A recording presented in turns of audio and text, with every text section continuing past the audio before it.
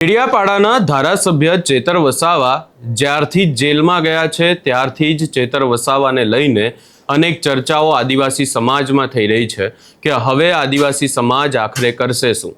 આ તમામ ચર્ચાઓની વચ્ચે હવે ફરી એકવાર છોટાઉદેપુરમાંથી આદિવાસી સમાજ મેદાને આવ્યો છે। શું છે સમગ્ર મામલો એની વિગતે ચર્ચા કરીશું। નમસ્કાર, હું છું ઉજ્જવલ અને આપ જોઈ રહ્યા છો નિર્ભય ન્યૂઝ।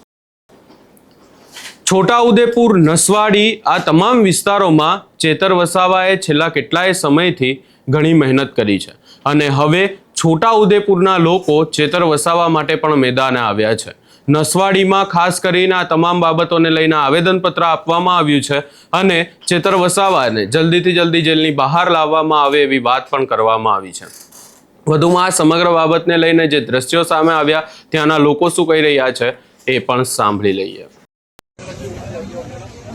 जोहार जोहार जय आदिवासी। आज अमे छोटाउदेपुर जिल्लाना नसवाड़ी तालुकानी मामलतदार कचेरीए आवेदनपत्र आपवा माटे आव्या छे। आवेदनपत्रमां ए छे के आदिवासीनो बुलंद अवाज अने तमाम समाजना हक अधिकार माटे लड़त आपता एवा भाई श्री चेतर वसावा अने एना सहसाथी मित्रोने 7 वर्षनी सजा करवामां आवेली छे। तो अमारी मुख्य रजूआत ए छे કે 2018માં પાટીદાર આંદોલન થયું હતું ત્યારે રાજ્ય સરકાર દ્વારા જાહેર હિતને ધ્યાને રાખીને અરજી કરવામાં આવી હતી અને એ અરજીને માન્ય પણ રાખવામાં આવી હતી।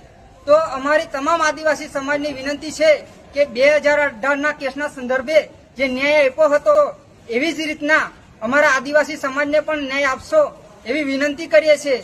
જો એ રીતના ન્યાય આપવામાં નહીં આવે તો ગાંધી ચિંધ્યા માર્ગે, ભગતસિંહના માર્ગે અને બિરસા મુંડાના માર્ગે અમે આંદોલન કરીશું અને જરૂર પડે અમે જેલ ભરો આંદોલન પણ કરીશું। જોહાર, જય આદિવાસી।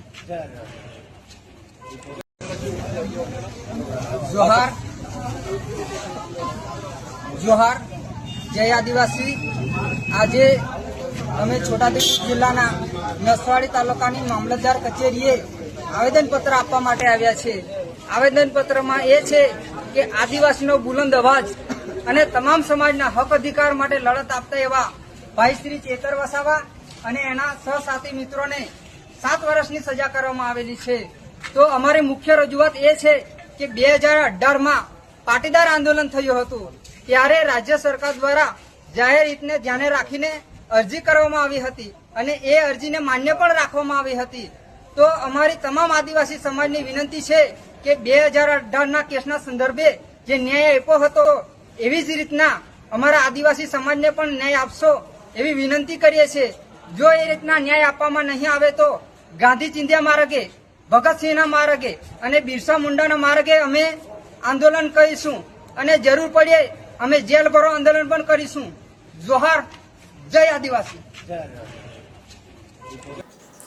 હવે અહીંયા માત્ર ને માત્ર બાબત એ જ છે કે ચેતર વસાવાને જામીન ક્યારે મળશે। ચેતર વસાવાની આખી જે કેસ હાઈકોર્ટમાં ચાલી રહ્યો છે તો ચેતર વસાવાને લઈને હાઈકોર્ટમાંથી ક્યારે સ્ટે આપવામાં આવશે એની સાથે સાથે આગામી સમયમાં હવે ચેતર વસાવાને લઈને શું થશે એ બાબતને લઈને આદિવાસી સમાજ અને એની સાથે સાથે ક્યાંક ને ક્યાંક રાજનીતિ પણ ગરમાઈ ગઈ છે। કારણ કે રાજનીતિ અહીંયા થઈ રહી છે। ચેતર વસાવા એ ખાસ કરીને જો જેલની બહાર આવે અને ભાજપમાં જોડાઈ જાય તો પછી ભાજપને સૌથી વધારે ફાયદો છે, પરંતુ ચેતર વસાવા શું કરશે એના ઉપર હવે સૌ કોઈની નજર છે। આ સમગ્ર બાબતે તમારો શું અભિપ્રાય છે એ અમને કમેન્ટ કરી જરૂર જણાવશો ને અમારી ચેનલ નિર્ભય ન્યૂઝને લાઇક, શેર, સબસ્ક્રાઇબ કરવાનું ભૂલશો નહીં। કટ આપને પ્રથમ, હા શું કહે છે યાર।